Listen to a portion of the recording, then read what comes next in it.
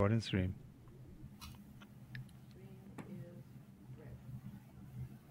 Hi, everyone. Welcome to eBizChat, where it is all about business. And today, I'm always Rick Zanotti. I'm still me. And we've got with us Dr. Susan Nash. We have a special guest today. His name is Craig Shaw, and he is the chairman of Shield Biosciences. Really interesting company. You're in for a surprise on what they're doing and how it can affect a lot of things for the future. Here we go. Let's run our intro.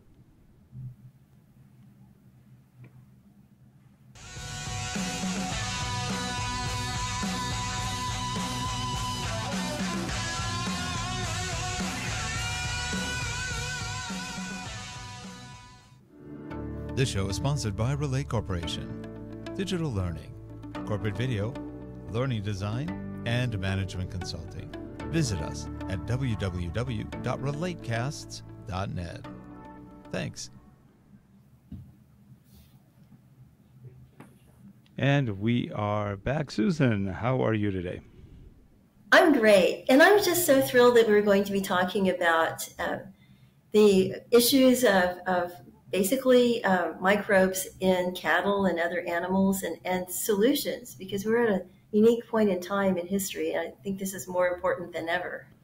Yeah. And Craig, welcome to the show. It's such a pleasure having you here. And now you do more than cattle. Originally, I thought you strictly did cattle and maybe ranch kind of things, agriculture, but you have other lines of business also that you work with. Yes, thank you, Rick and Susan. Yeah, we, as you said earlier on, I think our whole market started off in agriculture and particularly in cows with infections and diseases that are common in cows. And a lot of our products are really about making better hygiene in the farm so that the cattle do not get the infection. So that was our primary, but yes, now we're into pigs, chickens, any other type of animal. We literally help in protecting produce. We can talk about that more later, and in human health and hygiene. So a very diverse spectrum we now cover. What are some of the major issues with cattle? Yes, thanks, Susan. With cattle, there are a couple of really nasty infections that are prevalent in dairy farming in particular. So we have mastitis, which really is an infection of the udder where the cow is being milked. It can lead to discomfort for the cows. It can actually even lead to death. And when a cow actually gets mastitis, in most cases, it ultimately ends up with antibiotic injections. So part of our primary focus as a business has been to prevent the cow getting mastitis in the first place. So we have products that literally will be used in the cleaning of the cow's teats prior to milking. These help to stop infection getting into the udder through the milk tube as where the milk is coming out. As well as that, they tend to soften the teats of the cow, which means it's less prone to infection. And then what we also do is we have a product that's used for what they call the cluster machines, which is what they put on the cow's udders for milking, that after use, that is flushed with our product. And we have a pretty unique system because most, I'm sure all our listeners are used to disinfectants that they can buy at home and from the superstore and through all these different places. And most of those products have what we call a 99.9 or a 99.9% kill efficiency. And that is usually accredited, in our case, by the EPA or the FDA to make sure that we can do what it says. Well, most of your proprietary cleaning products used in animal healthcare at this moment in time and disinfectants are what we call low level. So they will take the bacteria or the infection off the surface for a short period of time and then it can be reinfected. Where we're different is our product has a 99.9999% kill zone. So not only do we take away and kill the virus, the pathogen, the algaecide or the fungicide or the bacteria that's there, we also destroy a thing called the biofilm, which is typically where the bacteria will live. It's microscopic, it's on the surface.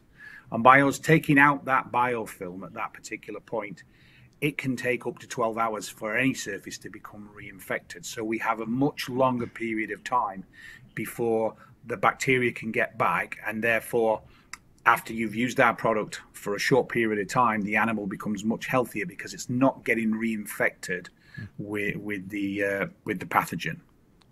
Now, how does the solution work where it kills the correct bad guys and yet leaves the cows or whatever it's working on untouched?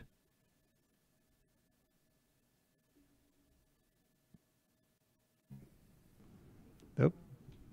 Did we lose him? Craig? Sorry, I think we froze. We froze for a second. Oh, my question was... Yeah, I'm back. Rick, can you hear me? I can hear you perfectly. And my question was, how do you protect the cows from what's killing all the bad things in them? In other words, it doesn't affect the animals at all. It just affects the viruses. No. Correct, because our product uses what we call ultra pure chlorine dioxide, and everybody sees the word chlorine and thinks it's very much similar to the existing chlorines that you get in proprietary cleaning products. Chlorine dioxide is not. Chlorine dioxide is actually a gas, and what we've been able to do through a patented technology is being able to mix two chemicals and get the gas to diffuse into the liquid. And it will stay in the liquid until the point where it's used and it's open to the atmosphere. So what happens is, as it's applied to the surface, it then oxidizes. It strips off and kills and strips the oxygen from the microbials. Therefore, they all die.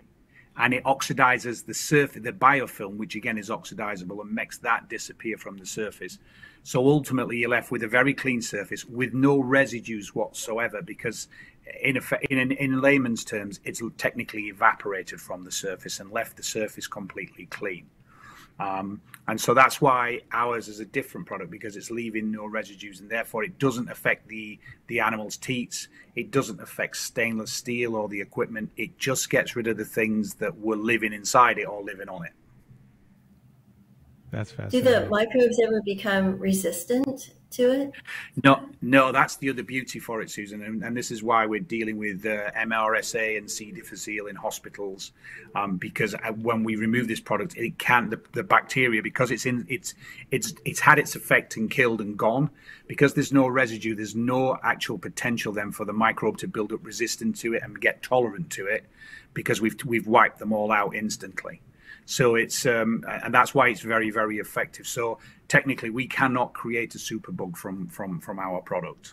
It's an instant kill, instant removal. As I like to say in layman's terms, is we kill the bacteria, or as we say, we call ourselves the microbial assassins in exclamation marks. But we kill the bacteria, but at the same time we destroy the home that they would live in. And that home will take several hours for any type of bacteria or microbe to repopulate what's living in the environment. So that's where we get the longevity. So our products need to be used regularly. Within every 12 hours, we on a farm, generally within every 12 hours, particularly in dairy, they're reapplying our product when the cow comes in for milking the second time. We have products that we actually mist spray over stables, over railings, over beddings, which protect calves from getting enteritis, which is a stomach infection, stomach bug, and they also stop them from getting pneumonia, because we find that the calves tend to lick everything. So they lick all the railings, they share the same water bottle. So if one does get it, if we can stop the spread, that is the secret. So at Virus Shield, we're not a treatment, so we don't actually, it's not ingested by the cow, it's not ingested by the calf as a medical treatment, because that, if a cow is that bad, it's going to need veterinary help. A vet has to come and see that animal. What we've been very, very effective at doing is stopping the spread of infections and therefore minimizing it, and therefore instead of a whole herd of cattle having the infection or half the herd of cattle having it, you maybe get one or two at any one particular time that's susceptible to some illness. So, and that has a massive financial effect for the farm, and B, the production. So the milk is better quality. There's less microbial activity in the milk when it's harvested. Everything becomes much healthier in a much better environment. And one of the things that's real interesting as you're talking about this is if you can get it before the cows need any kind of antibiotics, that means the antibiotics don't come to us, which is... Absolutely. And it's part of one of our things that we focused on, Rick, was that if we can start when the calf is born, that within the first sort of 2 to 14 days of the calf's life, if we clean the railings, clean the bedding, mist fog the bedding, the calf doesn't get sick, the calf doesn't need antibiotics to keep it alive. It's a healthier calf. It will put on body weight and grow healthier from the start. It's now leading into that when it becomes either a milking cow or it goes off to be a beef cow, being healthier, it's not needing the antibiotics. It's built up, as you and I would say, it's built up its own immune system, or had chance to build its own immune system, because we've stopped it getting aggressive infections in the early stages of its life. And that's a big impact for farmers. Now, one thing also interesting about that is the numbers. I was reading some of the numbers from some of the literature you have and talking with my friend Scott Sloan, who works with you now. And he mentioned it doesn't just affect a couple of cows. We're talking affecting 30 to 70% of a herd when these things happen. Yeah, it's quite depressing actually getting to some herds, because when a farmer starts to lose control of that hygiene in his herd, and any farmers who listen to this will appreciate it, it can go quite quickly because it spreads. And that's what we've found is digital dermatitis, which is an infection. It's a foot rot that dental comes in the bottom of the hoof. And a lot of cows and they generally need antibiotics if they cannot clean it. A lot of farmers will use formaldehyde or iodine to dip the cow's foot in, which in essence burns the infection at the bottom of the foot. But that cow then is forever susceptible to recatching it because it's just a quick cure. And what we found that is if we apply our products and they are used quickly, the cow, it clears up the surface. It doesn't get reinfected as the cow is walking through the yard, through everything that's in the cow yard. And then literally from after that is it has chance for its own immune system to fight off the infection rather than needing antibiotics. And we usually see from cows that have been lame with digital dermatitis that if they start to clean the wound, for want of a better word, and clean that for probably 5 to 7 days, the cow gets healthy again, its own immune system comes back, and it's less prone to catching it ever again because it's now built up the antibodies in its system. Whereas typically at the moment you would get a vet in and they would have to give it an injection, and then you're forever going to give that cow an injection, which means forever that antibiotic ultimately ends up in the food chain somewhere along the line. So we've worked with a great many vets now, and a lot of the vets have said to us the last thing they ever want to do is to inject an animal with an antibiotic, because it is then you are just literally creating a situation where you're going from one antibiotic to another antibiotic. It's much better to make them fight the infection on their own and give them the help they need, which is where we come in with our products for health and hygiene and cleaning. And this is so fascinating. And I mean, it says virus shield, but it sounds like it really works against bacteria, which makes me think that it would be perfect in restaurants and also in food processing to get rid of, avoid E. coli, and also with dogs and kennels. Yeah, Susan, you're absolutely right there. And we do a whole product range for cleaning surfaces, kitchen surfaces, work surfaces. It's more on an industrial scale, I would say to you. So larger restaurants, hotel chains. We are looking at the moment. We've just signed up Argentina at the moment, and we're looking at putting it into all their hospital, all into their schools, because in the UK we've been treating. Since COVID, we've been treating quite a few schools to protect the children from the spread of COVID, which was quite interesting because the schools that we have treated, the only cases have been caught externally during the family. They've not been passed in school. We had school records of attendance for the schools that we've treated because they had no stomach sicknesses. They didn't get the scarlet fever and the mumps and things passing around, colds and flus. because we were treating the whole facility. So we're just rolling that out now in South America to apply into schools and hospitals there. Because it's a very effective way of stopping the spread. So I kind of keep saying the word stopping the spread because that's fundamentally what we try to do. We're not a cure, and a lot of people think of us as a cure, but you were right in that, yes, we get rid of microbial. There are some pretty nice, nasty pathogenic algicides that live in water and live in watercourses and ponds, blue-green algae. Well, our product can actually kill those items. We've had that fully EPA and FDA approved. As you quite rightly said, in meat processing, where we've got poultry and red meats, and even in shellfish, again, we're EPA and FDA approved for treatment of produce before packaging to stop any pathogenic bacteria getting on the surfaces. So we do, as Rick said earlier, we do a very wide and diverse area doing just one thing, as we said earlier, assassinating microbes.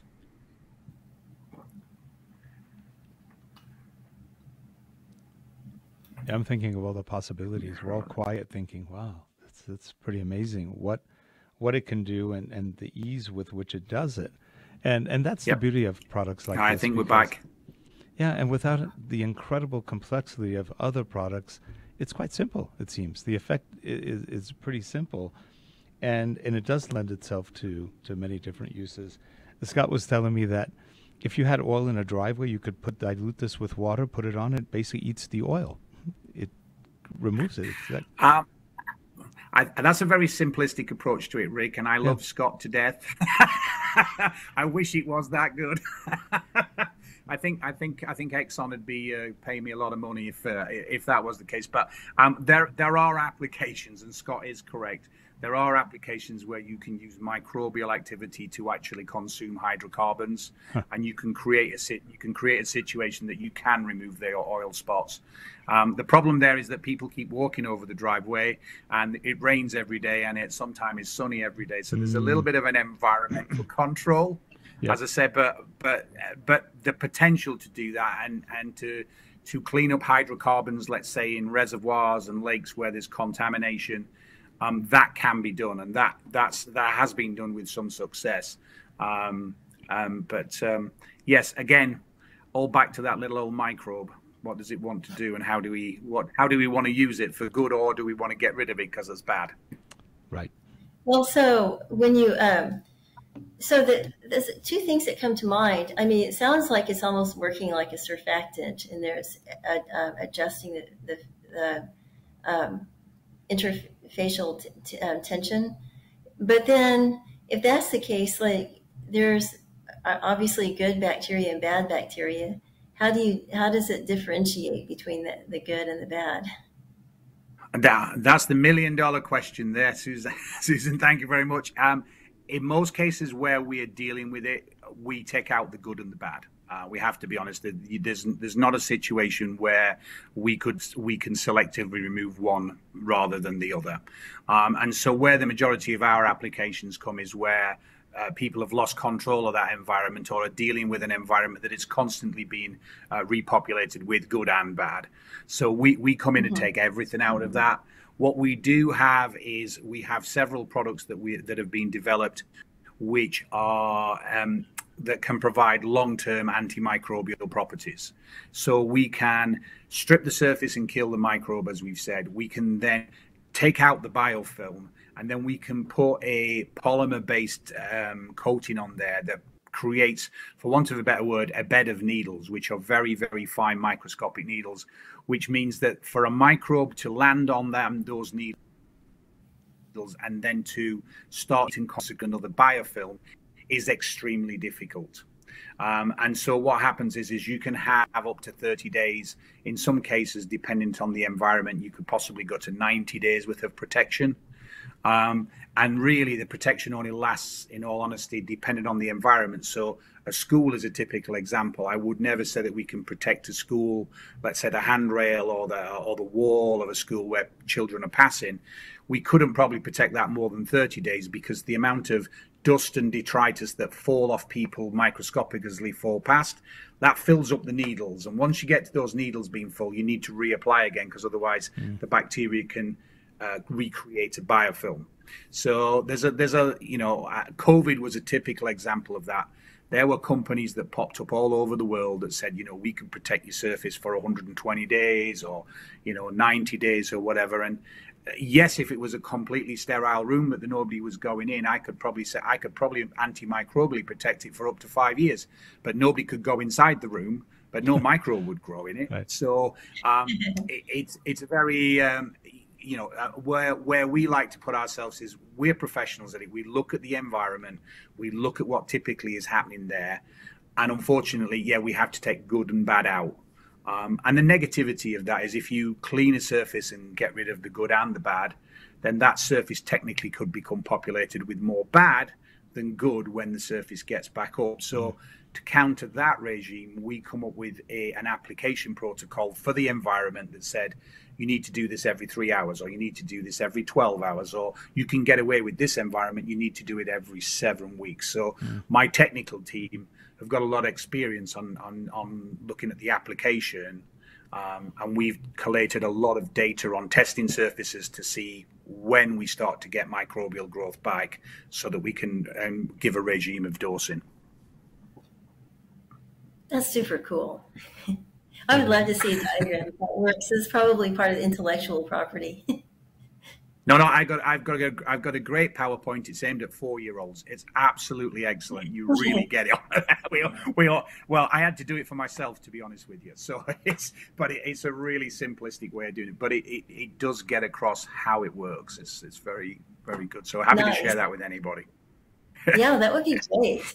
Yeah, if there's a link to it, that would be wonderful. We could put it in the show notes. Yeah, we'll send that across to you. Well, good. Well, this is really fascinating, and we wish you the best with the product and frankly all the good things that it's doing, and especially, like they say, a happy cow, happy milk. That's good for us too. So all of that works wonders, and we wish you the best for your business and for everything you're doing. We'd love to hear back from you too, or maybe some of the other folks that work with you, to further talk about the business, the value proposition, if you will, for the product, and how smart farmers, agriculture, whatever, can really take advantage of this, because it sounds like you've got multi-purposes. I even heard that, for example, you could use this in something like, let's say a zoo environment where they get some diseases, or kennels. There's a lot of dog kennels out there which could have diseases, and again, this product would be highly suited for some of that. Yeah, sorry, Rick, I lost you a little bit there, but the dog kennels at the moment, we're working with the American. We're working with ARF at this moment in time on extensive installation trials in kennels. Great. Because one of the things that our product is particularly good at doing is stopping parvovirus. It also gets and kills deodorite. It's a deodorizing product. So we've got extensive trials going on there at the moment that Scott Sloan's instigated, and we think we're really keen to do a lot in the domestic animal market, and that's one of our core things. A lot of that we're trying to do at this moment in time is through some non-profit organizations as well. So we're doing deals with companies like that right now to make sure that we get the product used properly, and it significantly helps in all those cases. No, good news all the way around. Well, Craig, we appreciate you coming on the show, and we wish you the very best. And we'll be in touch, because we want to keep on top of what you're doing, because, like you said, you're doing worldwide use of this right now, and who couldn't use these products? So this is a kudos to you and your team. Sounds like some really, really interesting and great stuff. Thank you. Thank you for joining and sharing. Susan, any final words on your end? Oh, just thank you, and thank you for the kind of the vision and the willingness to go out there and do this, because it's so important, especially now. Yeah, thank you, Susan, and thank you, Rick, and I'd look forward to coming back and joining you and telling you some of the more exciting things as we progress. It's our pleasure. Again, thanks for having us. Oh, you're welcome, and thank you. And we'll see you folks next week on eBizChat. Have a good one, everyone. Bye-bye. Bye-bye. Oh.